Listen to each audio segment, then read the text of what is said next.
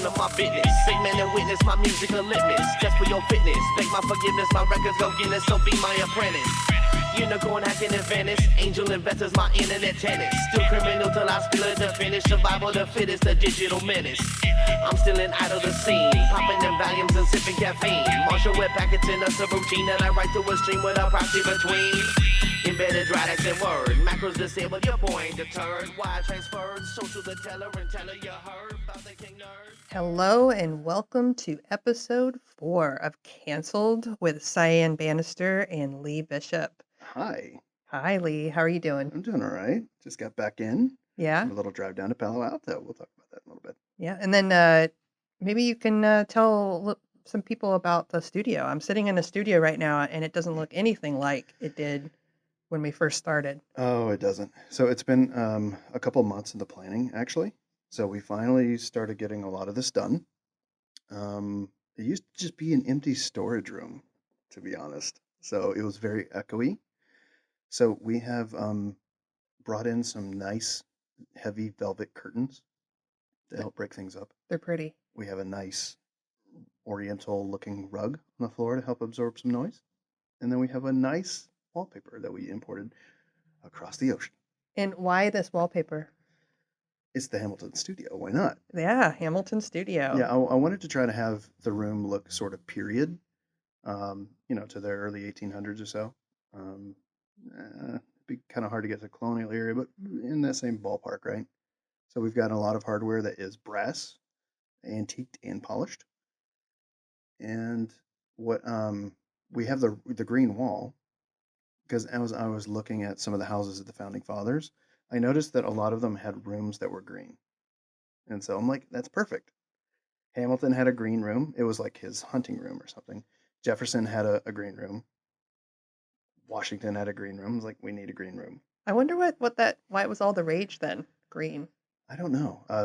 Hamilton's studio, I believe, had the green accents and stuff and green chairs. They were like velvet sort of chairs. So I'm like, all right, velvet, that's awesome. We're going to go with that. But I was trying to pick on colors. So I noticed that they had that shared color. So it must have been a popular thing at the time. Maybe it was just really easy to manufacture green paint back then or something. Like, I think that and probably red yeah. because they had red rooms as well. Huh. And yellow. They had a really vibrant sort of golden yellow sort of room. I think that was Thomas Jefferson's house.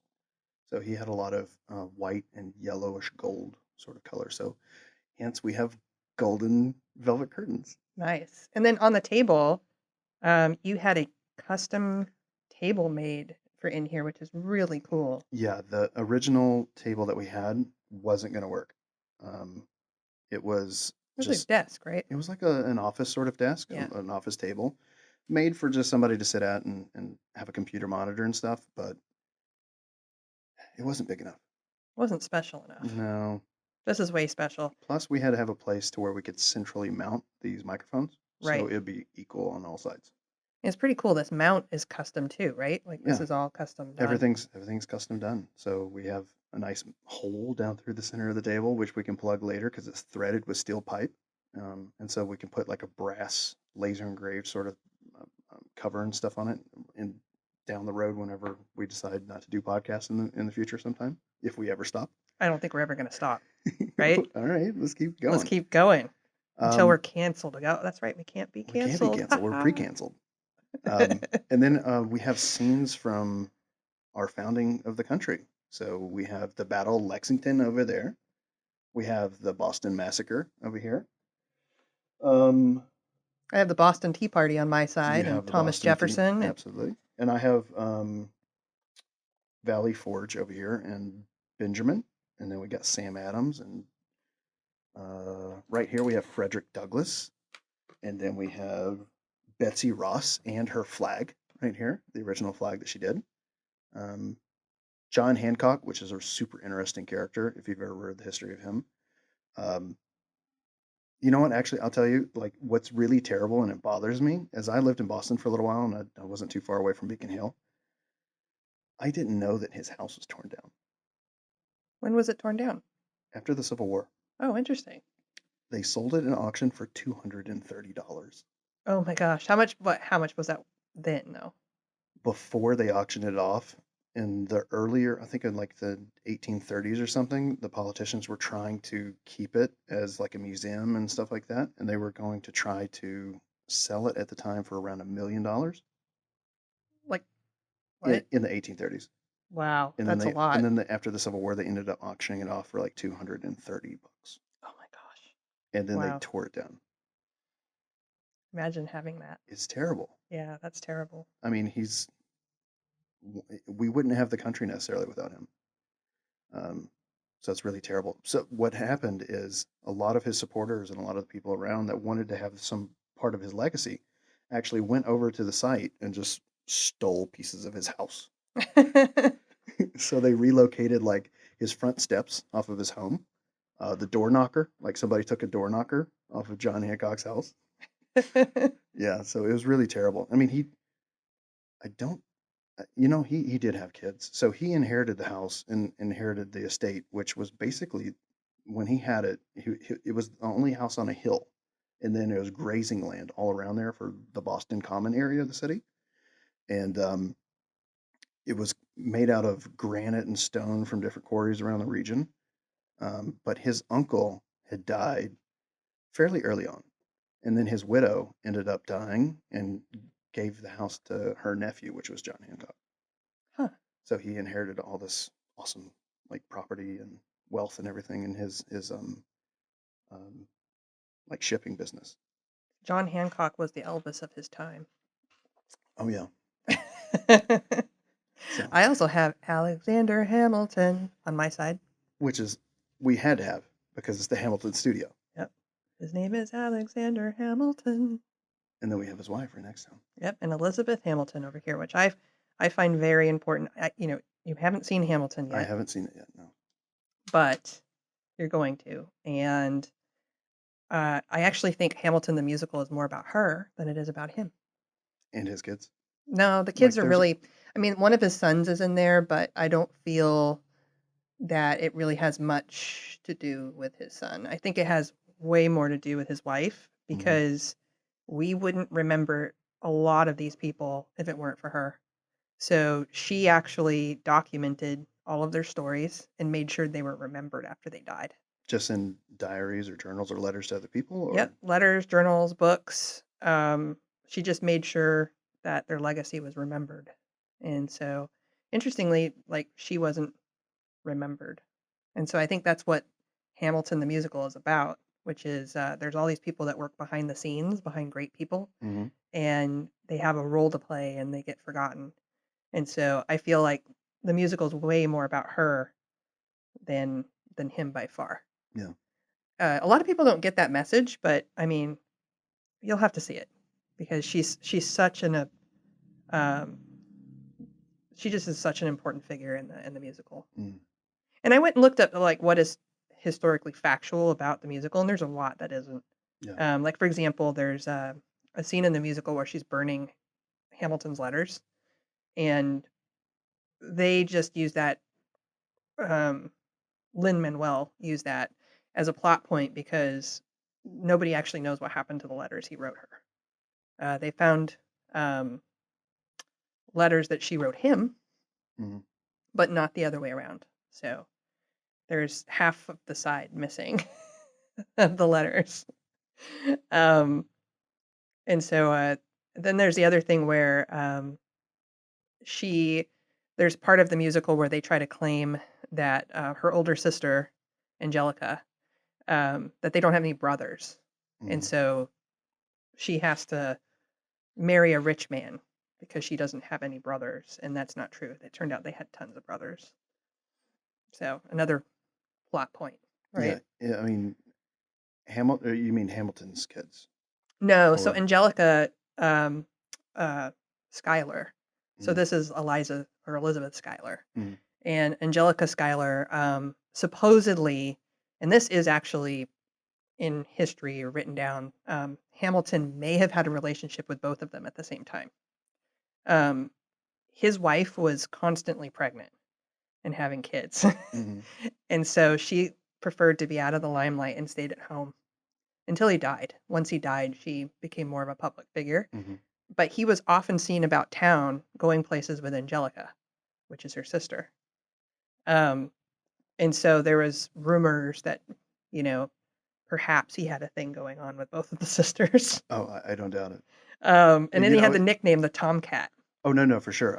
I remember a little bit about the history. I think he was the first sex scandal Yeah, of he U.S. was, and politicians that's real. That yeah, yeah, yep, because he had a fling with somebody. He was actually extorted. it's in So the musical. Yeah, oh that whole really? thing is in the musical. Oh Yeah, cool. So yeah, yeah, like this guy sent his wife to kind of woo over Alexander Hamilton, and then he struck up a relationship with she being his mistress, hmm and then they started extorting and blackmailing him and getting money out of him in payments, and then he um, I think he just didn't have the money Well, or according to the musical, and and there again, I haven't looked at the history. According to the musical, he gets outed. yeah, it was found out. It was found out, and then they thought that he was making like some sort of political contributions or political donations or something. Yeah, well, I think the question of the day was whether or not he was using public money because he founded the Treasury, and Right. they were wondering if he was using public money to actually pay off these people, and it was found that he wasn't. He was using his personal money, and just he made a shitty decision Yeah, and to so have he a actually fling. outed himself to the public. Yeah, He like published a paper yeah, hmm detailing the whole thing. yeah. So he was like the first political sex scandal. Yeah, so he was the Paris Hilton of his time. Yeah, Did you know that Paris Hilton helped create Kim Kardashian? no. Yeah. Yeah, so how much do you know about the Kardashians? I know that Kim had some sex video come out with a rapper or something, Yeah, I don't and remember who it was with, but and then her father-in-law was OJ's attorney, yeah. right? Yeah, Yeah. that's So pretty much all I know. so Paris Hilton, and I think people are starting to realize this, is way smarter than people think she is. So she's got this whole I'm a ditzy dumb blonde thing going on. But she's actually quite smart. She's built an entire empire off of just literally using her last name, Yeah. and a little bit of money that her family gave her. Yeah, because I mean, after a lot of that stuff came out, Conrad and all the people in her family were like, "All right, we're not gonna give you any controlling interest in the company, obviously, because of your behavior." Yeah, Yeah. yeah. And so she actually hired Kim Kardashian as her stylist. And so Kim Kardashian used to dress Paris Hilton. And I obviously wasn't in the room where it happened, but I think that Paris convinced her to release a sex tape and create her own sex scandal. Because she's like, hey, look, it worked for me. You know, I It built a got whole empire off yeah, of it a got me a radio or a reality TV show and invites to clubs to promote them for 50,000 a night. yeah, Yeah. yeah. I mean, I've seen her work a room. I was at a party one time and they hired her to show up, and she basically showed up and did the rounds and kissed all the babies and took pictures with everybody like a politician, but Mhm. even better than any politician you've ever seen. And she was in and out, and I asked someone how much she got paid for that event. It was like 20 grand just to show up for 5 minutes, like 5-10 minutes. Mhm. And it was just to prove that like Paris Hilton was at the party so that you could publish photographs of that and make the party look way more hype Oh than it yeah. really was. She was just hitting the rounds with promoting all these nightclubs and And this is everything. before Instagram too. Yeah. Like, it's interesting. I don't even know if you could have a sex tape scandal today. I mean, they tried to do that with Jeff Bezos, Oh, but and Jeff it is like, really and backfired. then Jeff's like, I don't care. I've got a good dick. He's Yeah, like, he's like, whatever. he's like, publish it, Publish it. publish Show it. the I photos. want to see it online. Let the ladies line up. Yeah. Let me have my pick. I really love that letter. So sorry, Mr. Pecker, or whatever it was. Hmm. Like, because the guy that Think actually like was going to publish it was actually named name Mr. Pecker. Pecker. Yeah. Oh my god. Yeah. He's like, yeah, I'm not ashamed. I don't care. Yeah. Show the pictures. Uh, yeah. If anyone ever blackmails you or like, tries to extort you for naked pictures, just let them publish it, because who honestly gives a shit? Yeah, who cares? You're going to be forgotten about. It's going to go away. And it's also not that big of a deal. Like, we should normalize nudity and it should be fine. And whatever. Like, this shouldn't even be a thing that they have leverage over you in the first place. Like, let it rip. I'm pre-canceled in that regard. I'm naked on the internet. Well, I mean, So, what you did, I mean, and even when you had your party, your Zivity party, I brought friends with me. and I introduced you as, this is my awesome friend that created this website, and she set the example to where I'm not going to pay people to be naked. It's like, I'm going to just do it myself, just to show that I'm not going to ask you to do more than what you should expect of me. Yeah. So I just went as far as I was willing to go, and yeah, then I never asked anybody to go further than that. exactly. I thought that was important. So, And most people aren't going to do that. They're just yeah. not going to do that. They don't have that sort of integrity or that sort of grit. Yeah, I mean, it's not for everybody. It's a very personal decision, but I do think that I wish other sites, if you look at Playboy, I don't think that Hugh Hefner's daughter ever posed naked, and she was the CEO for quite a period of time. Mm. Hugh Hefner most certainly didn't pose naked, as far as I know. Thank goodness. Um, just kidding. Well, he only posed with naked ladies around him, maybe. Yeah, in a robe. Yeah. But long live Hugh Hefner. He was a good man. I'm a big fan of Larry Flynn. Oh, I do love Oh, Larry Flynn. like, people don't understand how much they have to owe free speech to that man, Yeah, especially in the media. I mean, the right to satire what was under attack when it came to Flynn, and he took it to the Supreme Court. it's a great movie, by the way, that people should watch, which is The People versus Larry Flint, Yeah, with and you should definitely watch it. Woody Harrelson. Yeah, Yeah, yeah, he was a great Larry Flint. yeah, yeah. But I mean, we studied that. I went to school for journalism, and we had to study um, media law, and so of course that's going to be one of the big cases that you study. You have to learn about it. Speaking of It was so pivotal. I can't speak today. pivotal. Pivotal. Oh, speaking, you earlier said Benjamin. That's interesting because my friend Tom Hmm? in Atlanta says Benjamin. I say Benjamin. Oh well, I thought I Like it's said all about the Benjamins. I thought I said Benjamin, but You said Benjamin. And I'm wondering if it's like a location related way of saying Benjamin. maybe. I It's mean, all about the we're Benjamins. both from the South, right? Yeah. So maybe Well, he's Canadian, but he's in the South. he's in the South enough. Yeah, he's in the South now. He's been there long enough. He's South, I think. He's acclimated.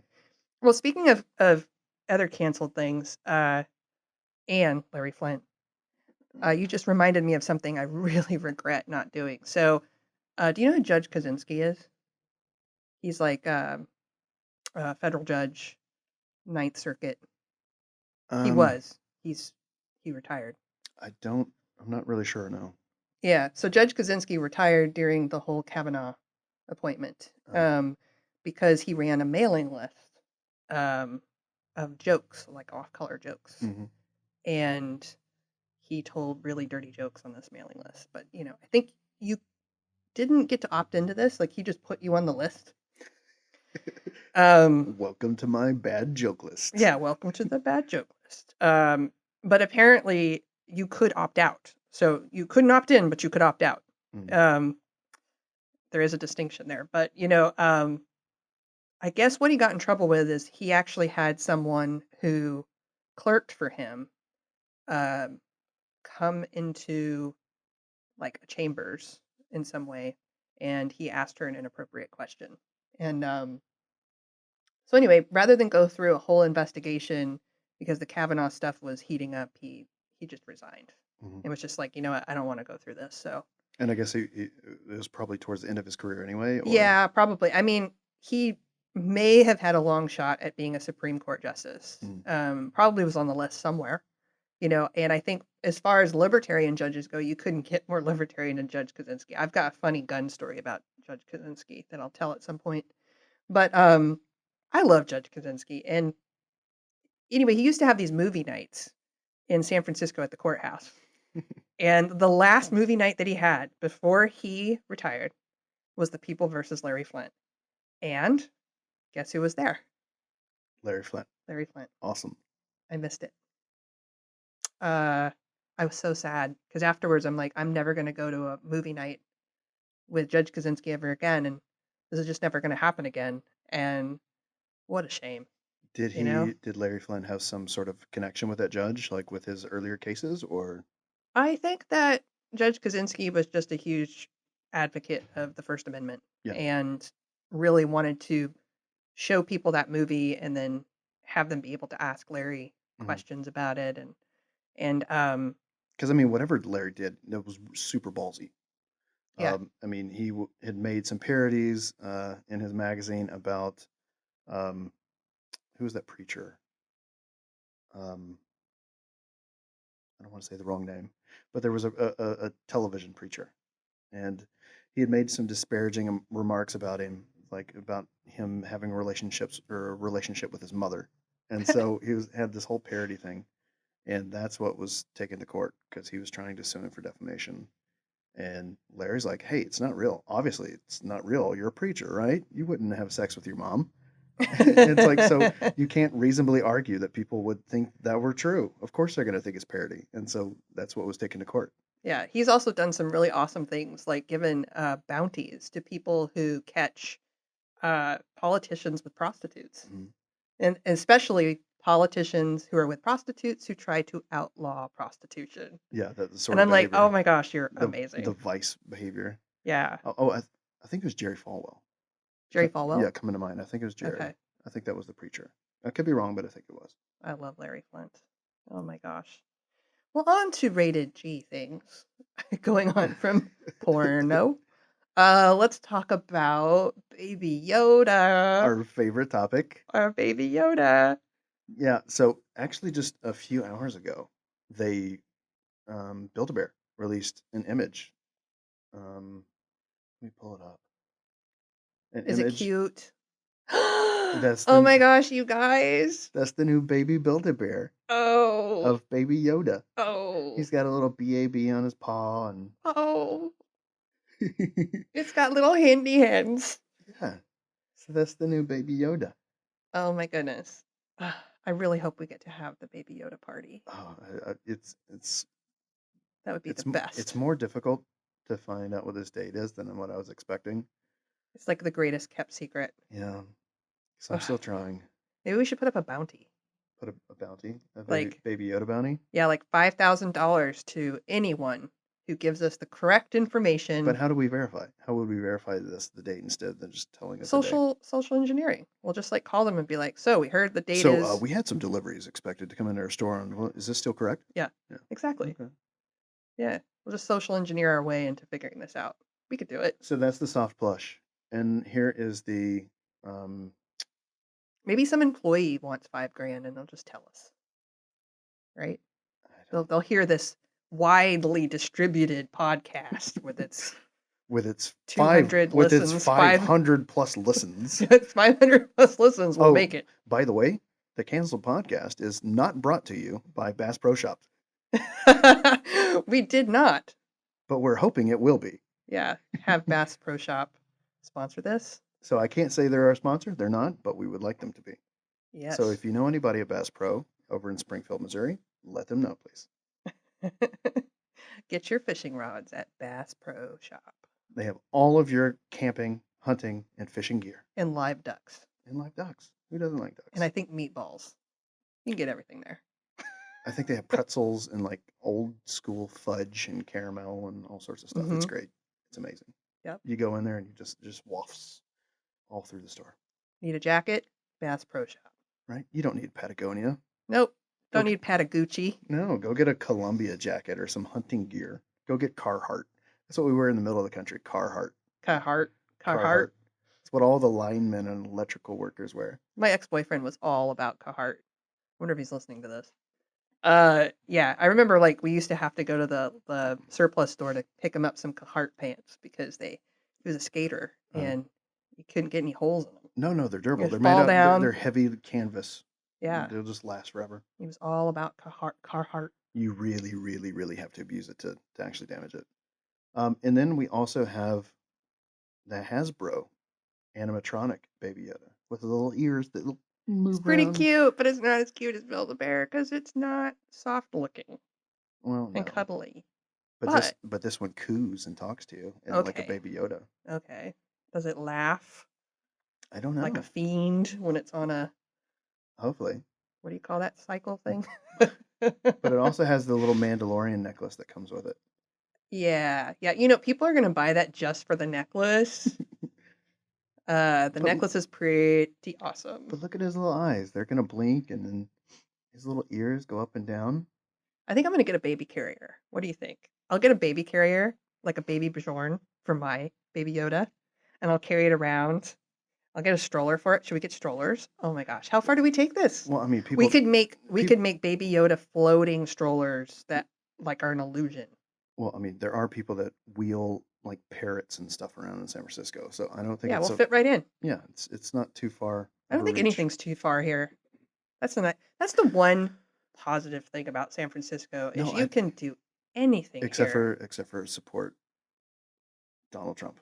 Well, yes, there's that. Like so. I think if you had a red "Make America Great Again" hat and you walked around San Francisco, you would be assaulted within like Yeah. So 5 minutes. One of my partners at Founders Fund put on Mhm. Twitter that he was going to walk around town in a MAGA hat. I don't even think he supports Trump, but he supports free speech and he supports, you know, the right to wear red hats. Mhm. And so we had, a whole thing going like, how long is it going to take for him to be assaulted? How long do you think? And assaulted by me is defined as someone removing your hat. You're not allowed to touch my hat or my Yeah. head. I consider that assault. Well, I think it also I think he might have considered it like being punched. I So I think it also matters what part of the city that you're into. I told him to go through So if you're like in the business the district, Mission, yeah, if you're in the business district, they're probably not going to mess with you. 16th and Mission, But if you're in probably the Mission or the 16th and or Valencia. the Castro, one of those two areas, probably so. I would say walking around, you would definitely. I would expect you to be accosted within 30 minutes, physically assaulted maybe within a couple hours. Mm. I admit, okay, so I had an event recently and a guy showed up in a MAGA hat. Mhm. And I admit that when I opened the door and he came in, I was like, oh, whoa, this is happening. And then I was just like, it's just a hat, It's just a hat. and I think, he was wondering how everybody would behave with the hat on. Mhm.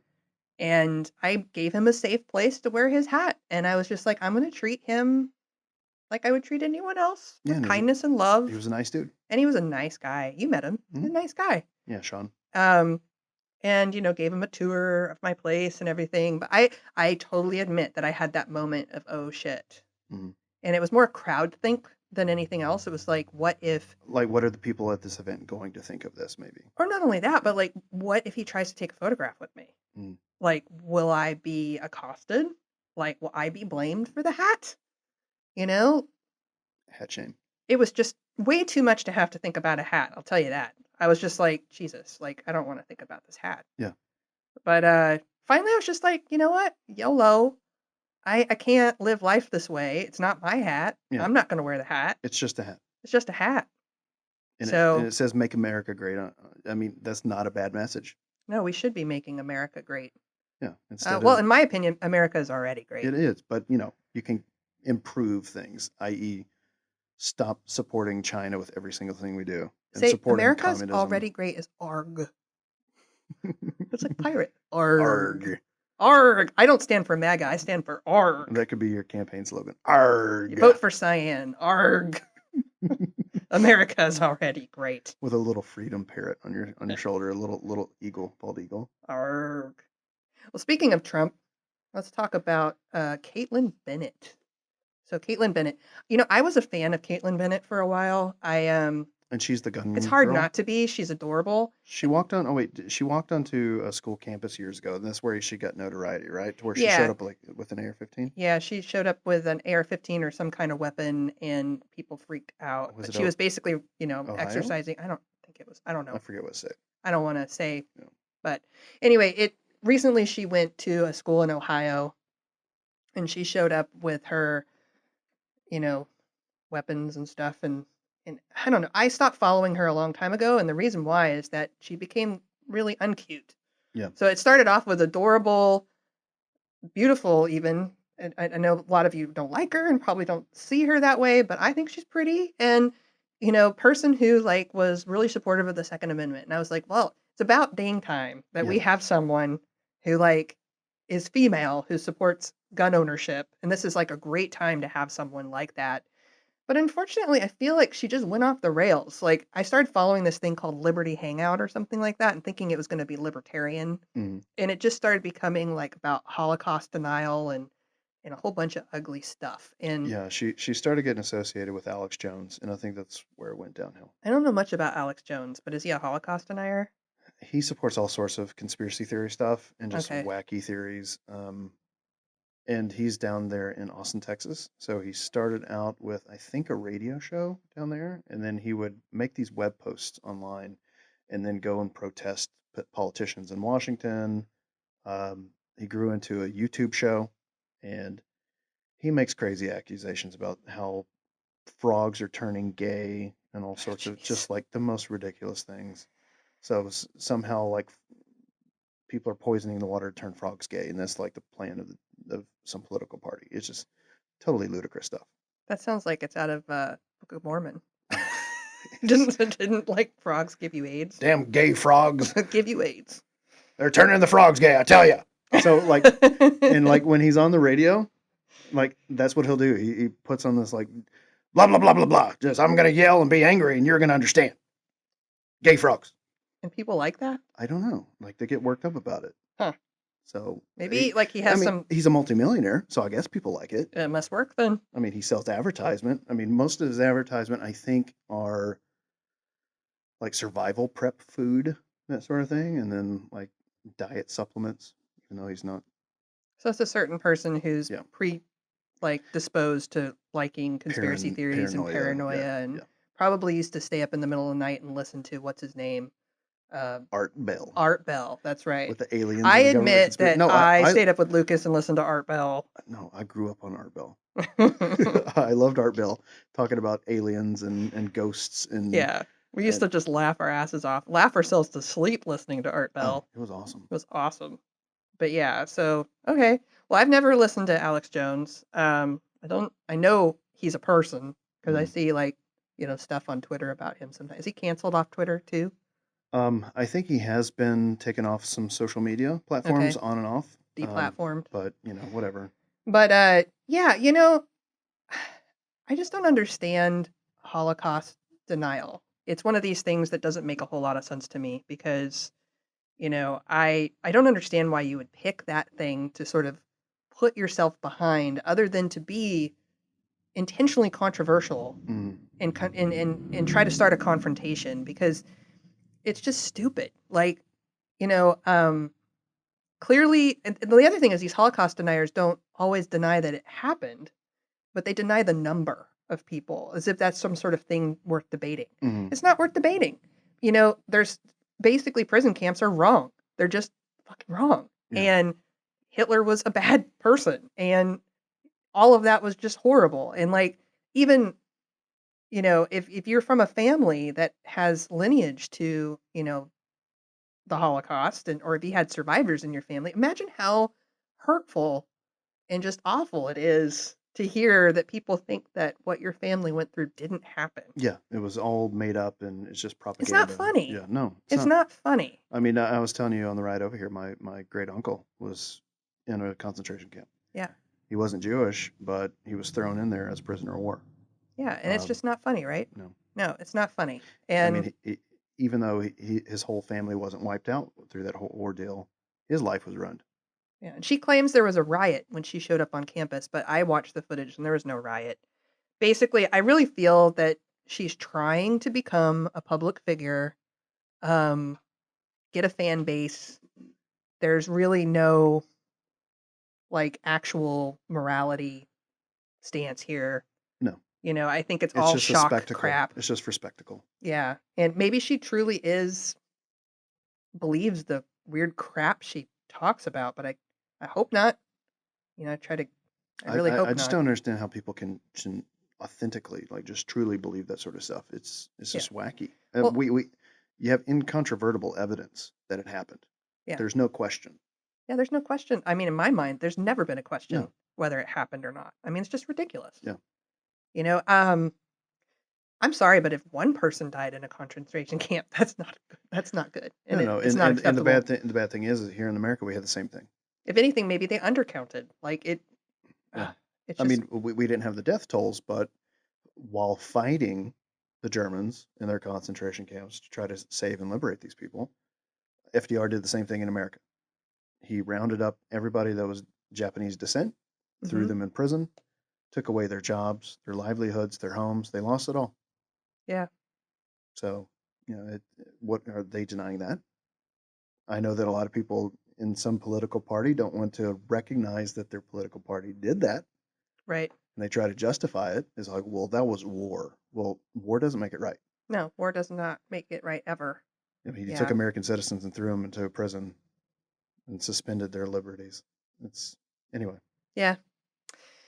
We always go someplace dark on our show. So, but yeah, Caitlin Bennett. I don't believe she should be canceled. I think we should ignore her. Because I think if you give her any attention and you show up to any of her rallies, the thing is, her rallies are probably attended by like what, 10 people? Yeah. It's such a fringe belief. Like, she does not represent people who, the majority of us who believe in the Second Amendment. No. She is not the average gun owner. And with your outrage that she's expecting you to have, you're just giving her ammunition and advertising revenue. Yeah, and unfortunately, she's making everyone look bad who's a gun owner, and it's awful. And so I've disowned her, but I'm not canceling her. It's just she can't be canceled anyway. But I think that's the other thing we should get across on cancel culture. You really can't completely cancel someone unless you kill them, which is please don't do that. No. That's horrible. But some people actually have told me they don't care if people die. By the way, isn't that horrible? They don't care if he dies. Just because they don't agree with him. Yeah, when all of this Me Too stuff happened, Which makes you just as bad as you think those people are, except for you're worse because you actually want physical harm. yeah, you want physical harm or you want them to suffer so much that they die. So during this whole Me Too stuff, I heard this narrative, which I still find so deeply disturbing, which is there's no redemption for these people. And it doesn't matter if they were swept under the rug accidentally because it's the cost that has to be paid for all the women who have suffered for all time. Mm-hmm. And it's like, that's like saying death row and accidentally killing someone who was innocent is okay. That's Like, ultimate virtue signaling. it's Saying, not "Oh, okay. I'm the knight that's going to defend the dignity and pride and legacy of all women by taking you down." Yeah, it's not No, justice. it's not. I think a lot of people have a really confused idea of what the justice system really is and what it should be. And so people think that, someone said you did a thing and therefore you are by default guilty if they said it. And, whether who cares what the crime is, but they'll say that. And it's like that's not how it works. No. That's just not how it works. You are innocent until proven guilty. Yeah, you have to have evidence. I mean, and I'm sorry, a lot of people get swept up in cases to where they don't have evidence because they didn't file police reports, etc. You're a statistic, unfortunately. You shouldn't. I mean, we see it so much with these sexual accusations. It's like it's hard to say, okay, well, we're just going to throw somebody in prison without any evidence just because you say. Yeah. And Well, you the good can't news is necessarily do that. the good news is I think the silver lining of the Me Too movement is I think people will be braver now in speaking up when this stuff actually does happen. Hopefully. So I think that they will go to the authorities. They will get kits done. They will tell someone. Where in the past maybe they were, I won't even say maybe, they were afraid to tell people. And then I'm speaking as someone who has been assaulted myself. I chose not to do anything about it, and it was a choice. It was a choice that I made. And I think one of the things is that people in that situation think it reflects upon them poorly, mhm. and it'll somehow impact them, and they don't necessarily see themselves as just a true victim, and so they worry about their image and their perception afterwards. Yeah, I definitely worried about my perception and image, and the impossible situation that I was put in, and sorry, we are not going to give disclaimers all the time for trigger warnings and that sort of stuff. Um, but I understand if you've been abused that this might be pretty confronting. So, but I won't always do this. So, I actually have been triggered. That's a whole other thing. Like, I didn't think that being triggered was a real thing. And then it happened to me. And then I was like, oh my gosh, that's what they mean by being triggered. Holy crap. I just got triggered. But I didn't blame anybody for it. I Mhm. didn't say you had to tell me beforehand. Would have been nice to know beforehand, but it was fine. I just had some emotional distress for a day. Um, yeah, so I'm not really into trigger warnings. But anyway, I was assaulted and attacked at work by a coworker, physically assaulted and attacked. And my coworkers had to sort of force the door open and save me. And unfortunately, after the situation, I was put into this impossible situation where they said, "What do you think should be done with this person?" The HR person brought me in. And I was like, "What do you mean?" Yeah, as if you're the judge. I'm like, why am I here? Why am I deciding what happens to this person? And I was like, "That's your job, not my job." Yeah, I didn't do anything here. And not only that, but I had to be subjected to this person being in the room, and having them plead for their job and their life and everything, and just putting me in this awful position. And all I could think about was all the good people at the company and how I didn't want them to suffer because of this bad person's behavior. So I didn't sue the company because that would just hurt all of them, Mhm. and they didn't deserve it. And so instead, I just packed up my bags and walked out the door because I was just like, I don't want to work at this place. Like, they can't handle issues like this. And so I went someplace else, and good riddance, Yeah. you know?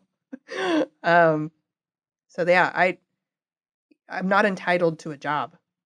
Um, they did the wrong thing there. They should have fired him, Yeah. but they didn't. And so, I might have done the world a favor by letting everyone know who he was and what he did. And, but who knows, maybe he shaped up after that and never did it again. Um, I'm not sure what the right thing to do was there, but I do know that the right thing for sure was not hurting the other employees, Mhm. because they were really good people. They didn't deserve that. He was just a jerk. Yeah. It's a difficult situation. I mean, it's hard to judge. Yeah. Well, anyway, fuck that guy. Fuck Caitlin Bennett. Well, well, there's one more thing What's before that? we move on. I think that I would want to talking about canceled and free speech. Here in San Francisco, the open-mindedness never ends. It's Never. limitless. Like anything, you're just welcome all the time. Um, I feel so so loved. yeah, of course. Why not? I was Rainbows. asked the other night at that event of like, oh, have you made friends? Because I was talking to them about things like guns. I'm like, well, it's kind of tricky. Yeah, it's It's really it's tricky. kind of hard. Yeah. Um, but If you don't want to be authentic, if you don't want to be if you hide. yeah, I mean, I don't want to be fake, so I would rather be authentic and not have friends than to be fake and pretend I have friends. Um, but one of the San Francisco Giants is making the rounds in the news the last couple of days. Aubrey Huff. Apparently, the Giants have a 10-year reunion for the World Series back in 2010. So they're having a reunion, and he was not invited. He's a two-time World Series winner with the Giants, not invited. And why wasn't he invited? Dare I Uh, ask? he is unapologetically conservative, and he supports our president. He supports Donald He Trump. didn't sacrifice a lamb in Times Square. No, he didn't like steal children, sacrifice anything. Didn't do anything reprehensible. He just supported his First Amendment right and his right to choose his politician and his platform. And I guess the city of San Francisco is like, fuck that guy. This is really chilling. I find it so disturbing. I hate Donald Trump. I hate the man. I didn't vote for him. I won't vote for him. But the way that we treat people who did, like, that's just not acceptable behavior. I think that we have a system in which you can vote for your candidate. And some people vote for Donald Trump not because they actually agree with him, but because they agree with certain policies. Mm. Um, they're very policy driven. It's not about the personality. They have their own wedge issues, right? And it, when your choice is between A and B, and you're asking someone to give up all their principles to vote for A because they dislike B, and then to like shun you in public and to I mean, there's people that aren't even hiring people because they voted for Trump Mm. or they were supportive of Trump in public. I mean, this is how we get to where we're at right now, Yeah. right? Like, this is why people lied in the polls. It's because there's this rabid, and I would like to give benefit of the doubt. It's not the whole left, but there's a segment of the left that wants to crush anyone who, supported Donald Trump. Like Antifa or some of the Bernie Bros. I mean, that Yeah. even came up in the debate last night. But that just like makes Uh, people seem so simplistic, yeah, right? We're not simple. We're about not some simple. about some of the Bernie Bros. And in some of those cases to where you have supporters that are being openly hostile and calling for hostilities against people that don't agree with their opinions. Yeah, what's that going to solve? Nothing. Absolutely It's nothing. just gonna make your group look like a bunch of assholes. Well, I hate this word, but bullies. Yeah. I hate the word bully. I feel prefer like I'm on the kindergarten playground. When exactly. I used to, you're a bully. I'm a grown man. I can't say bully I'm like, no, I'm a grown ass because woman. you've got adults. You always have a choice. You can always tell people to fuck off. Yeah, it's like fuck It's you. like, I'm sorry, I don't believe that. I honestly, I don't think adults can be bullied. You're a fucking adult. Say fuck off. I don't know. That's what you're supposed to learn. So when you're bullied and when you're younger, you learn how to say fuck you. And then when you're an adult, you're supposed to say fuck you. Yes. That's the whole point. Yeah. I don't believe in it. I No. mean, I think there's people who are assholes. Yeah. Yeah, you can say that person's an asshole. But bully? You're not a bully. You're just an asshole. Come on. Yeah, someone called me a bully on the internet the other day, and I was like, I'm a grown ass adult. Mhm. And I'm like, what are we on the playground? What are we in preschool? Exactly. I'm not 5. Yeah, we're not fucking 5. She touched me. Oh no. Well, you know what you can do? You can A, ignore her, or B, call her an asshole. Teacher, Mr. U.S. government. We need to cancel her. We need to cancel her. She was a offended bully. me. Don't you think that it's a privilege to be offended? No, absolutely. It's the First Amendment. You don't have a right to not be offended. That's not how the First Amendment works. You have a Yeah. right to A, say what you want, or B, ignore what you don't want to hear. Yeah. Those are your rights. You don't have a right to shut other people up because you disagree with them. That's not your right. So Caitlin Bennett, don't like her? Don't listen to her. Yeah. Walk away. We don't need her canceled. If she wants to make money doing what she wants, great. I'd rather her show up and no one's there. Yeah. I mean, but why are we giving her so much attention? Yeah, calling for her to be canceled. No, I don't care. I don't care that much. Yeah. I've got other shit to worry about. I have to worry about what I'm doing. I certainly don't want her hurt or starving, and dying. I mean, like I said, some people would like to see that. But I mean, we have to remember she's a young. I think she's probably recently graduated college or something. Yeah, she's really young. So she's fairly young. I mean, you're an ageist she'll person. She'll grow. Oh my God, she'll stop. grow up. Yeah, ageist. Just kidding. So she'll grow up eventually. But it's true. When you're younger, I was a socialist when I was younger. Yeah, much younger than Caitlin. Yeah. Okay, but still, I came around to my beliefs later. It's funny because some people like to characterize my politics as those of a 13-year-old boy. Mm-hmm. I'm like, actually, no. My politics when I was a 13-year-old girl was yours. So. Well, I mean, I've grown up. I'm not the same person that I was when I was a teenager, or even 18. I mean, I did some dumbass shit when I was a teenager. When I was 18, I voted against gay marriage. And that's something that bothered me for years after doing it. So in Arkansas, we had an initiative during one of the presidential elections to define marriage as between a man and a woman. I'm like, okay, great. That's the way it should be. Whatever. That's just normal. And then I came to think about it later on. I think I probably touched about it in one of the early episodes about a family friend of ours, Tommy. And just thinking about, them getting married. If they wanted to get married, of course I wouldn't be against that. So I just totally changed my perspective. And the funny thing is I later became friends with a gentleman named Cody Reniger.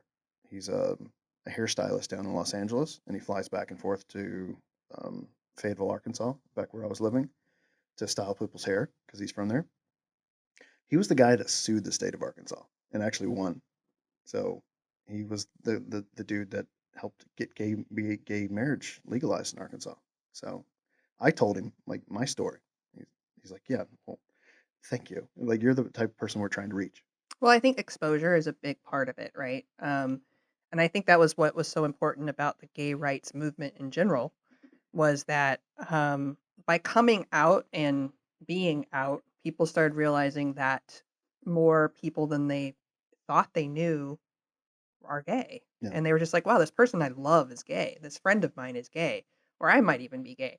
And like, I think and also I think, interestingly, show business actually had, I believe, a huge part to play in this because we started seeing things like Queer Eye for the Straight Oh Guy yeah. No, and Will and I Grace. watched that show when Yeah. it was new. I liked it. I'm Yeah. like, all right. Are you metrosexual? I used to be in college. I used to gel my hair and everything while I still had it. Nice. So I think that they really moved the needle because then suddenly you're at home and you're like, oh, metrosexual is a thing. Like, I actually really do like pink shirts, and it's okay to like pink shirts. And, I think that that's how we really move the needle. And but what's interesting about what you just told me is that we don't seem to have room anymore to be wrong Mhm. about anything Or an opportunity for growth. or an opportunity for growth. Like, we don't give people that opportunity. I admit that I was guilty of this recently. I don't want to rehash it, but I don't think I gave someone an opportunity when I discovered that they later on were most likely not neurotypical. Mm. So I immediately saw them with this lens of being like, everyone else I know, and it turns out that they might not be that way. So it was an open-minding experience But I for mean, to be me. fair, in the VC world, it's very easy to just Be a use jerk. broad strokes when assuming that this personality is just like everyone else.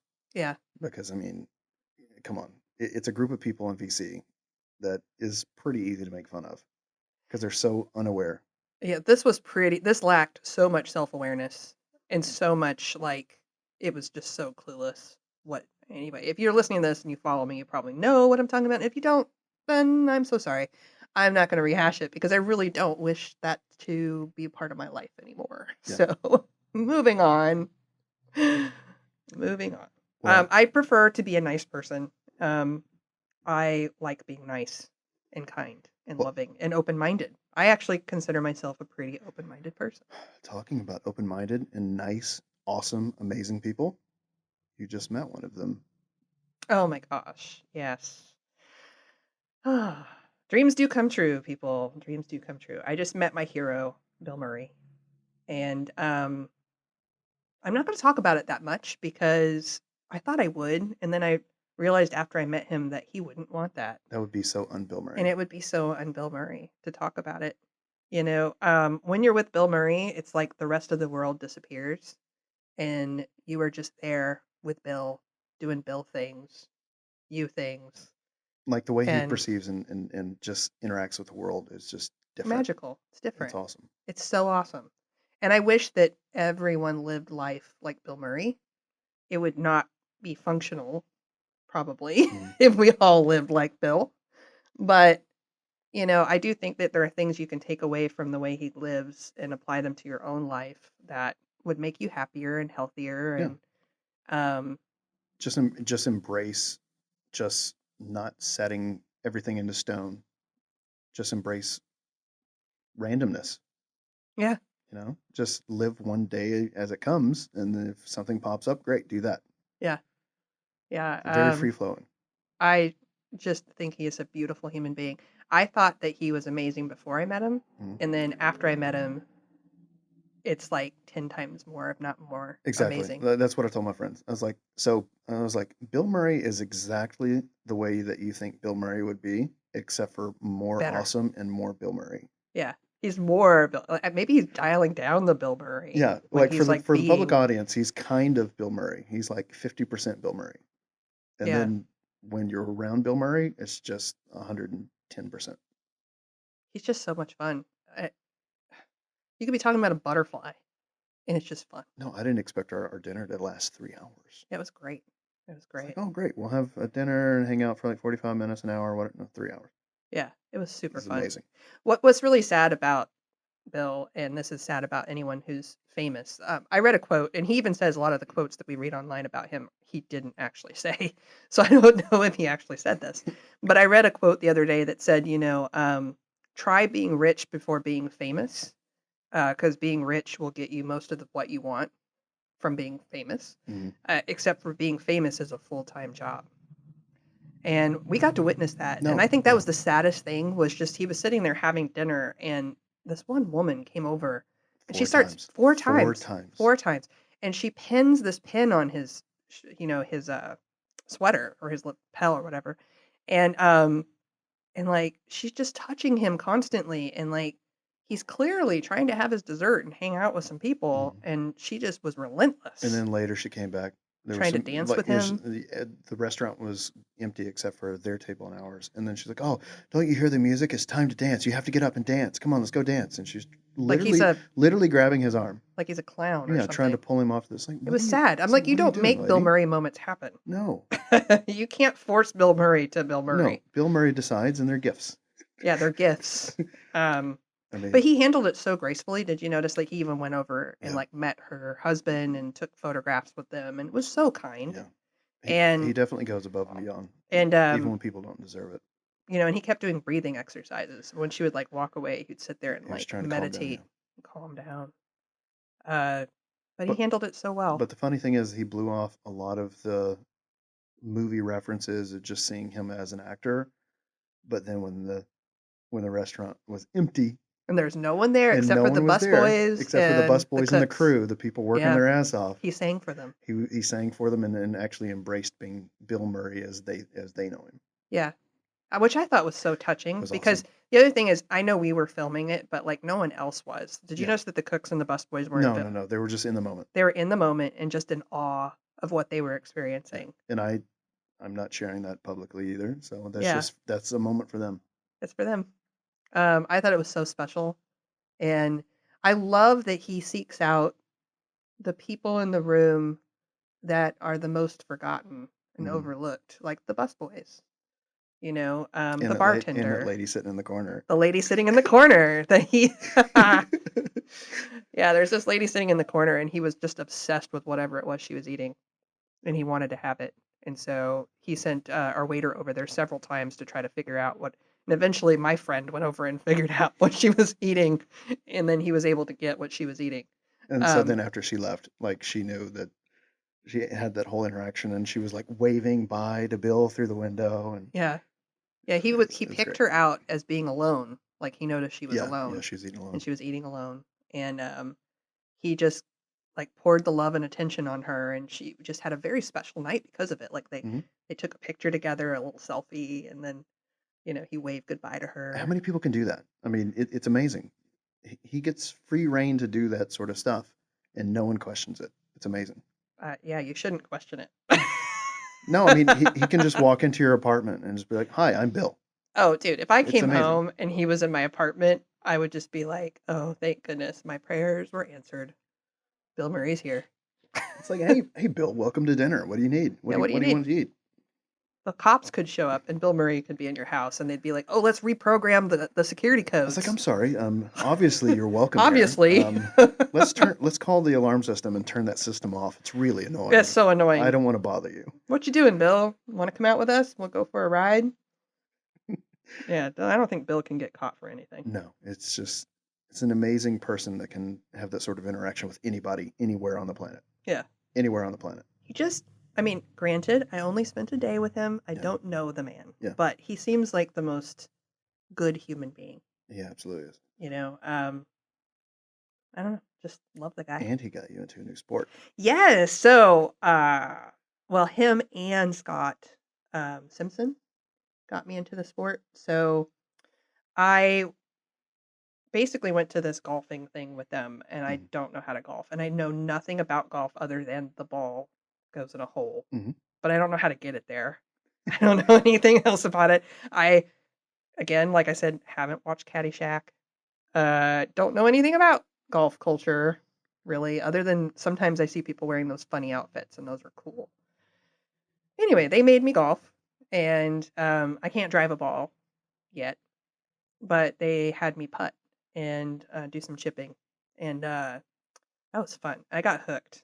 I got so hooked that the next day I woke up thinking about putting and chipping, and every day since I have thought about golf, and I've got the bug. And it was really funny because at one point Bill was like, "I think we have a future golfer," and I was like, "I think so." But yeah, no, I'm obsessed with it now, and I'm super happy you are too. It's a sport that I picked up back in 2015 because my shooting hobby was getting very expensive at the time, to where I was spending hundreds of dollars in ammunition every day when I would go out. So I figured, oh, golf will be cheaper for me. I mean, of course, there's startup costs, and it's, you know, probably at least $1,000 to get started. But after that, it's not too bad in the middle of the country. So I started doing that, and I just fell in love with it. You get obsessed with it because you constantly want to improve what you did from the day before. So if you didn't judge your distance right on your wedges trying to get onto the green, you have to work on it and you have to dial it in. And but after a while, it just becomes instinctive, Yeah. muscle memory. I've got to stop being so counterculture. Like, my problem is I see something that millions of people love, and I'm like, there's no way I'm going to like that. It's overhyped. It sucks. And sometimes it's true. Like, I'll Mm. go to, like, a music festival. Oh, golf, that's just what old people Yeah, it's just do old people on carts drinking in beer, retirement you know. communities in Florida. How fun could that be? But It's, it's super it's fun. really fun. It's super fun. And it's anything you want to make of it, actually. Yeah. It's more about the company Yeah. than anything else. And you are very present, which is why I think Bill Murray loves the sport so much. And I think the other thing is you can completely check out and be thoughtful. It's meditative. It's collaborative, but yet not. So you can actually help your, people with their putting or give them a high five when they do better than you, but yet you're competing. Well, here's the thing. You're never really competing with other people. I mean, if You're you're competing playing against if yourself. you're playing in a big tournament to where you have a prize that's $2 million, okay, you're competing against other people. But in reality, you're never competing with anyone else. Yeah, The only person that determines your game is you, yeah. I not love it. not what someone else's does, or what someone else does, because all you have is your scorecard. And again, they're competing against themselves as well to do better on their scorecard and get a lower account. And you're doing the exact same thing. Yeah. So you're always playing against yourself yesterday. Well, I'm really happy about it. Um, I originally wanted to get into tennis, and that was kind of short-lived for a variety of reasons. One is I don't have a tennis buddy. I have one friend who wants to be my tennis buddy, but I really think it's much easier to golf because I can golf anywhere. I can go to the park Oh yeah, and putt, and there's tons of places to go. or one of my dear friends Or if who I you, can't mention uh-huh. on this podcast. They prefer to stay anonymous. Maybe they'll change someday. They actually turned me on to golf first before Bill Murray, and they deserve actually the credit for it because they would show up and meet me and have a putter or a driver or something. A club. Mm. I don't know what they actually had in their hand. And try to convince me to go golfing with them, and I was always like, Well, I no. mean, the great thing with what you're trying to do is you're getting introduced to the sport and also encouraged by people like Bill Murray and everybody to focus more on your putting and your short game with your Hmm. wedges. And that's the most crucial part. And like I was Yeah. telling you earlier, that is a part that a lot of people getting into the sport ignore. They run straight into the driver and they just want to hit the ball as far as possible and try to get really good at that. And then they can say, "Oh yeah, I hit that ball so and so yards." The driver is pretty tricky, and that's because I mean I don't want to get there's a lot of physics going on with golf, and it's not as boring as people think. But I don't want to get too deep into it. But the spin rate on the ball on the driver is much lower, so it's like 2,500 RPM, and so it's not necessarily stabilized as well as the other, like with the irons and everything, because you have a very steep angle on the face. It's anywhere from 7 to 10.5 degrees of angle on the face. So it's not stabilized and it's super easy to knock it out of alignment. It can go to the right or to the left, and it's easy to be out of sync with that. If you start out with your wedges, then they're fairly easy to hit. They're going to be stabilized a lot better, and they're pretty easy to hit straight, to be honest. They're a lot easier to hit straight than a driver, and then you're not going to get discouraged. You can focus on your short game. You're not worried about getting too far out. Hmm. Plus, the putting and the chipping is where you're going to win or lose the game. Um, Hitting the ball, you don't have to hit it the furthest to win the game. You can hit it as many times as you need within par. But where you really lose out is if you don't have a good short game. or you can't putt on the green, and then you're hitting like 3 putts or getting bogeys, just like a quadruple bogey on a putt when you shouldn't. That's really where you have to tune in. Hmm. So being able to read the lie in the green, the putting green, to where you can see where you're going to need to. Okay. It gets kind of fun. I You're really geeking out on this. I really love it.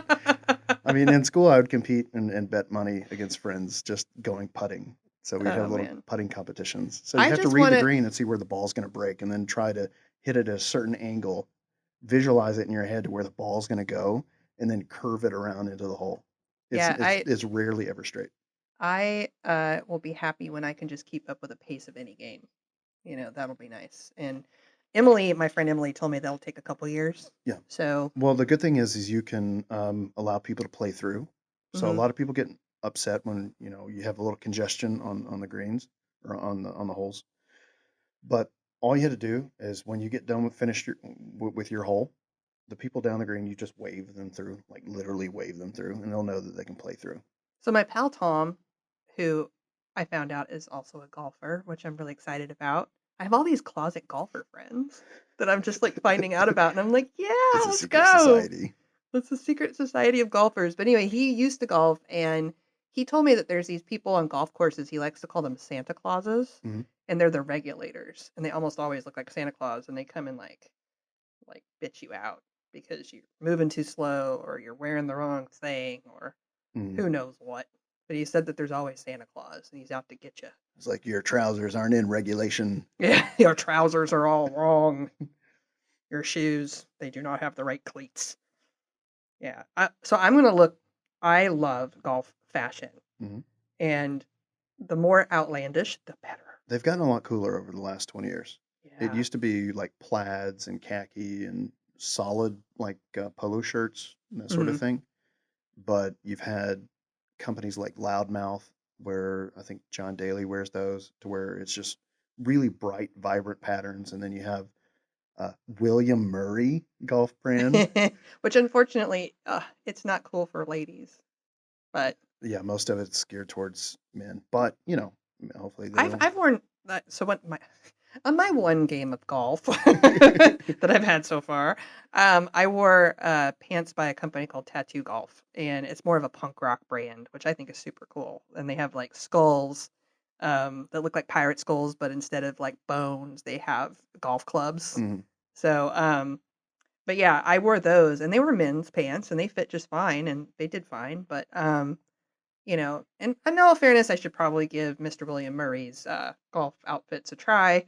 But I think the prints and the designs are geared more towards a different taste. Yeah. So I'm looking more for like really bright, really vivid, kind of crazy outfits. Which some of his patterns for guys are. Yeah, some of them are. Yeah. Like he has this amazing thing that looks, I think it's called Murrayflage or something. Like it's like Mhm. camouflage or camo Murray Mhm.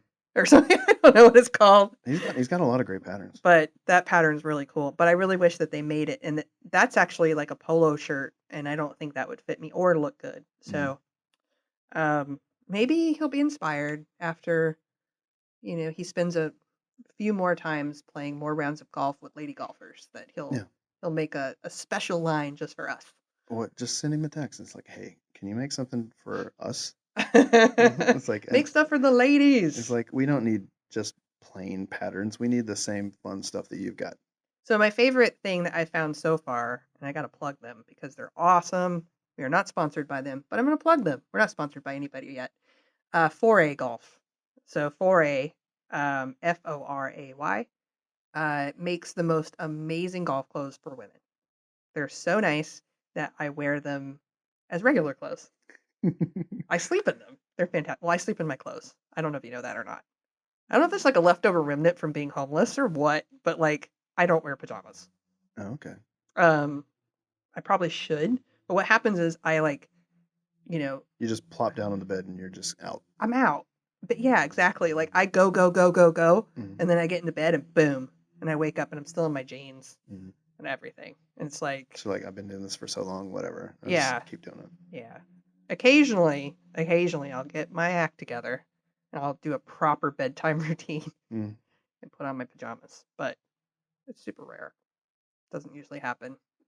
What you need is to try to find some golf um, Pajamas? pajamas Yeah. with those patterns. Then it might Yeah. encourage you to switch over.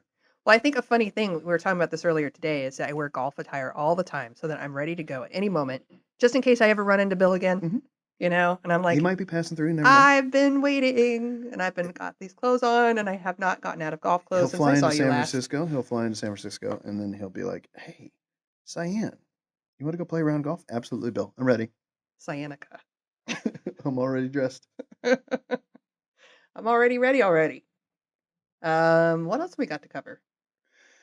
Have we covered everything we want to cover? I think that's a lot of what we were talking about earlier. Yeah. Oh, I was going to read a letter. You had a letter. Sorry, Yeah. this is not a prison letter. This is a letter from 1927. And I've got a couple of these. They're typed. And what I find funny about these is not necessarily the content, but it's the how they write them. The speaking style. The speaking style of the time. So I find various things funny. I have a weird sense of humor. So, which I'm sure you've picked up on. That's what makes you Cyan. That's what makes me Cyan, exactly. My dear James. Who says that? It's awesome. My dear Lee. How is life in the land of snowdrifts and bearskin coats? Ooh. Bearskin Up coats. north. Yeah.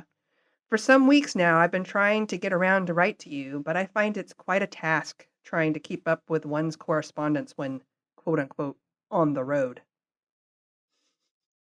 Since leaving Ithaca? Ithaca, New York. Maybe it's Ithaca. Yeah. We have been having a very interesting and enjoyable time, as you can well imagine. I can imagine, all right. I am glad to be able to say that the Dodge is standing up to the gaff very well indeed. What is a gaff? The Dodge. The Dodge, Is and that it's his, capital D, as in it's the Dodge car. Yeah, I was about to say, is that his new car? Okay. In 1927, I guess, right? Standing up to the gaff. I don't know what the gaff would be.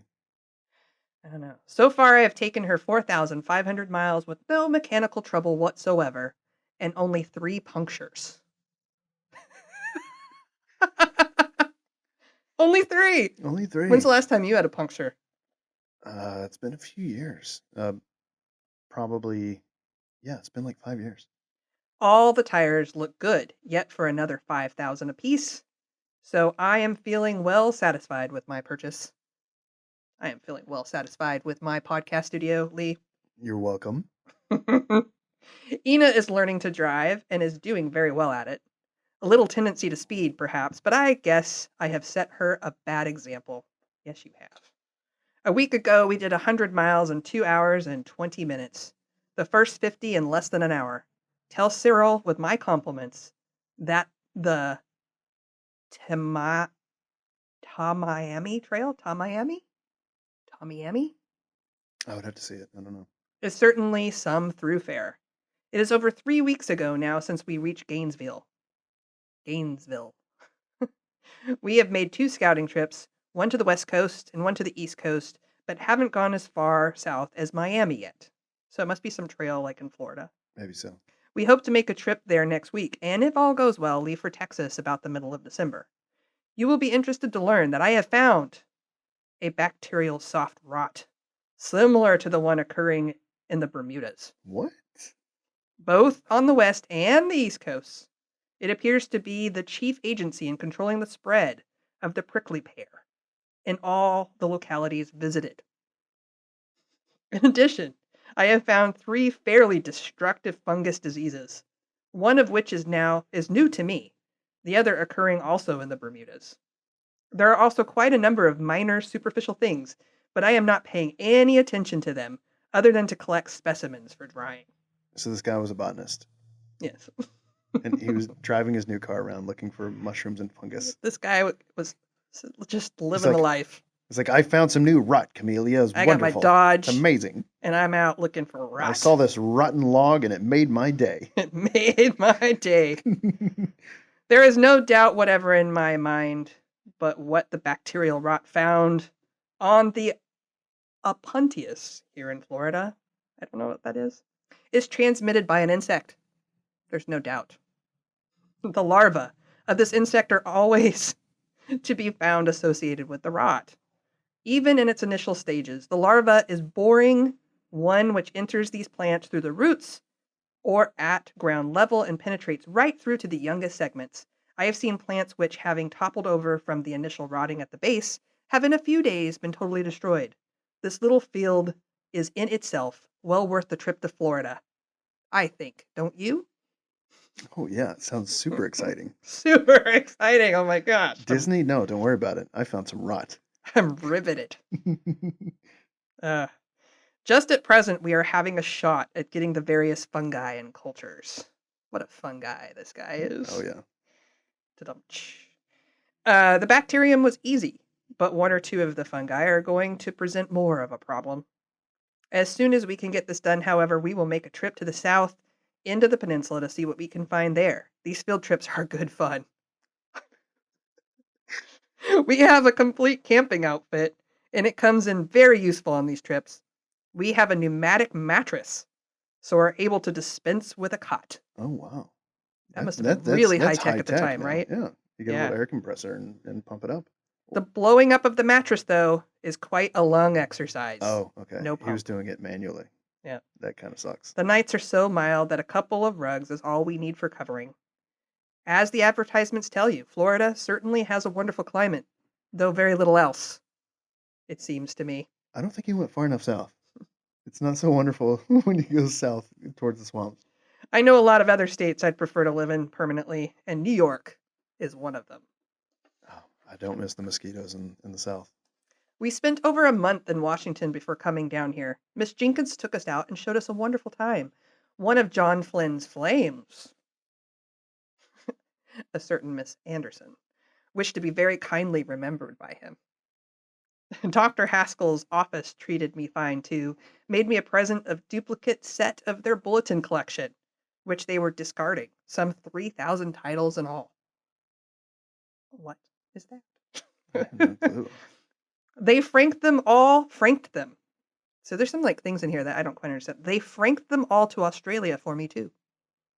I assume that means like shipped it. Yeah. They franked it. Quite a bit of luck that I should have happened along when I did, wasn't it? Yes, so much luck. Super lucky guy. He's finding rot and books. And books.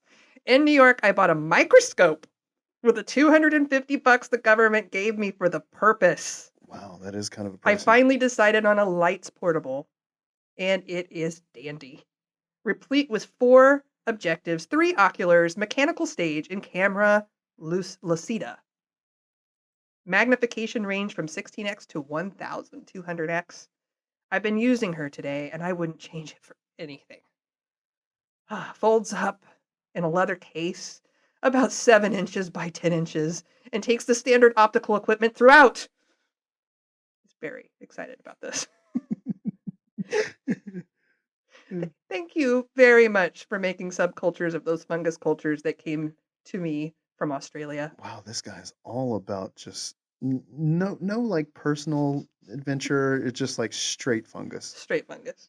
Professor Wetzel wrote and told me that you made the transfers. All of them came through in excellent shape, but so far I have not had the time to examine them more than roughly.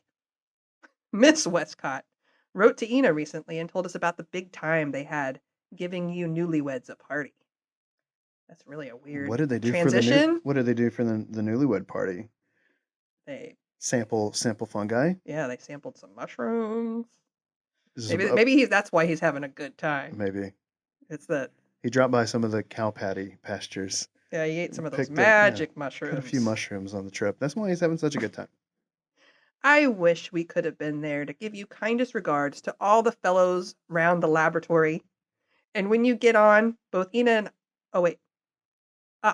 and when you get a few minutes to spare, drop us a line and tell us how you are all getting on. Both Ina and I send our kindest regards to Ms. Horsfall. We hope your present landlord is treating you more generously in the matter of heating than the halls did last winter. Expect Napoleon is laid up for the winter, but trust that the radio is functioning. Yours for a bloody good year and many of them. Harry. Language. Bloody Harry. Wow. So And then there's some like scribbling and handwriting just about the PS. more cultures. Do you want to see the response to Harry? I think Or are we done? I think I got it. Okay, I you think got I it? got it. That was a lot of excitement. Well, it turns out the guy he wrote to is equally excited about fungus. He's all about business. But poor old Napoleon is no more. Oh no, the horse? I hated to see him go, but he was definitely discarded before the holidays. We were planning to accumulate another Lizzie in the spring. However, we could not well be without one. So that's the response. Remember in the letter earlier, it talks about Napoleon? Mm, So is Napoleon a horse? I think maybe. I don't know. Hmm. Wouldn't be a dog, I maybe. don't know. What's better, Lee? Prison letters or 1927 letters About from the fungus? Department of Plant Pathology? Which do you find more riveting? And yes, these were purchased off eBay. I just wonder. They don't get old. No. They don't get old. Well, I mean, we learned some new words. Yeah, we did. We franked We stuff to franked. Australia. I franked my package. I franked it. It's weird how language changes. I mean, Yeah. it's not all that long ago either. It was 100 years ago.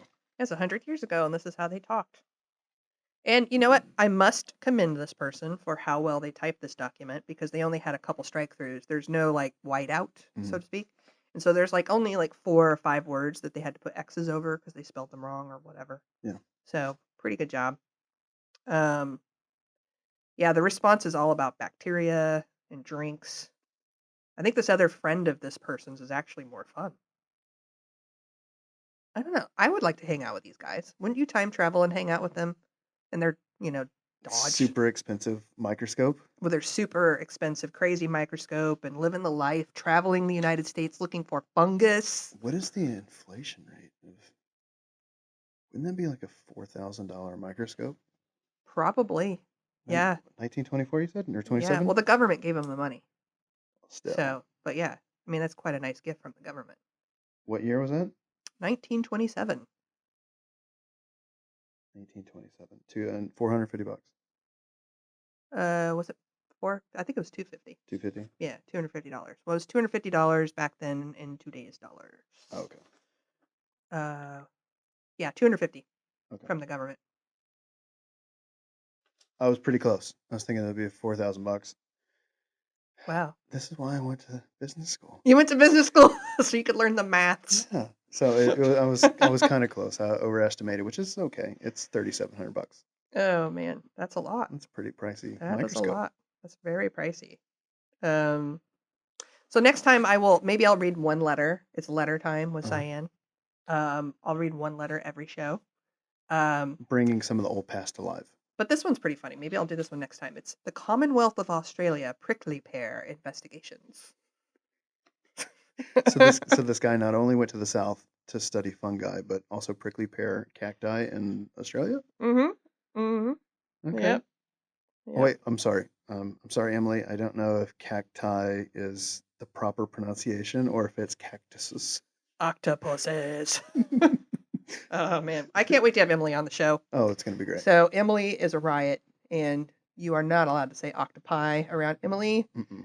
Only octopuses. Because of If you want her respect. If you don't want her respect, then by all means say octopi. because you have to understand it's either Latin or Greek, and you can't have both. So if we ever have Emily on the show, we're going to have her talk about how octopuses mate Oh, that in is all of its glory. That's a wonderful she story. has to give she was regaling us this story in a Glory restaurant, and then this nice lady came up afterwards, and she's like, "I couldn't help but hear you were talking about octopuses. I love I octopuses love too. octopuses. We just went to the aquarium." And like, did you hear about how they have sex? Because I think you missed that And part. I was like, "What did you hear?" Yeah, what exactly did you hear, lady? Because I don't think you heard what you thought you heard. Or maybe she did. Maybe she was like, I'm so excited She's because like- I know all about octopus sex. Like, it's really exciting. Yeah, I know all about I was it. getting all into it at the aquarium. Yeah. So I just, I never knew there was another person on this planet who was excited about octopus sex. Oh yeah. Anyway, but yeah, Emily was just, that was really funny. I was dying. I was like, oh man. But I want our audience, our 250 listeners or whatever it is, to enjoy Yeah. The experience is that Emily telling us all about Yeah, octopus we've got a sex. few of your friends that will be dropping by. So in the future If they're brave episodes, enough. I think they will be. But your friends aren't afraid of being canceled.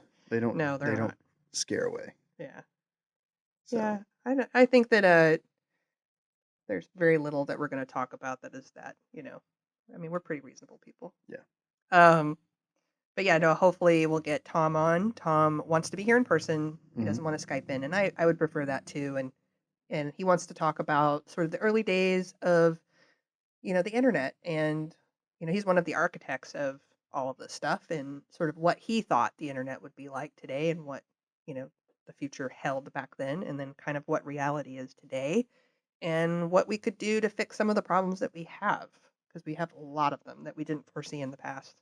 And then Lucas, we'll have wine and cheese with Lucas. Of course. I'm gonna go out and buy the best. Yeah, only the best wine for Lucas. Sutter Home.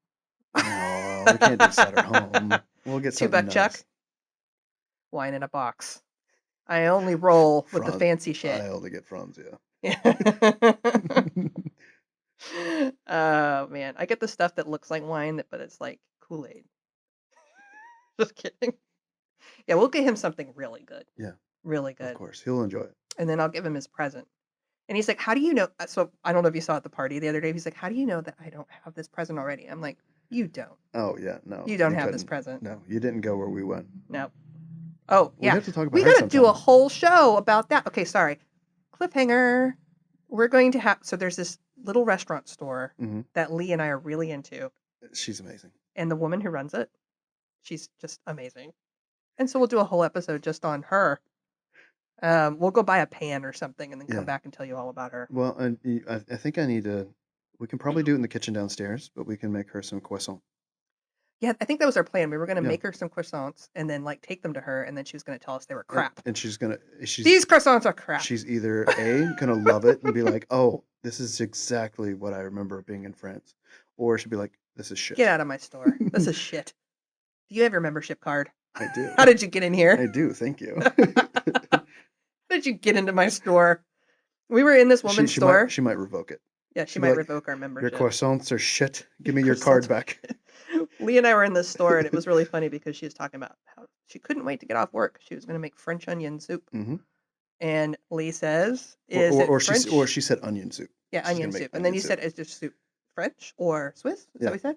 And she's like, excuse me? There's only one type of onion soup. It is French. Have you not noticed the French nature of my store? Yeah, she was great. Yeah, she's fantastic. I mean, one of those things in the store, I was keeping an eye out just to see what she had, was that duck press. And after I saw it, we had been there probably 20 minutes or so, and then in the corner of my eye, I saw it up on the top shelf. I'm like, all right, she's legit.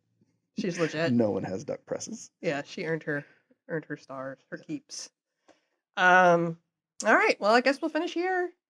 Thank you for tuning in. Again, if you listened this long, I am so impressed. You deserve a trophy.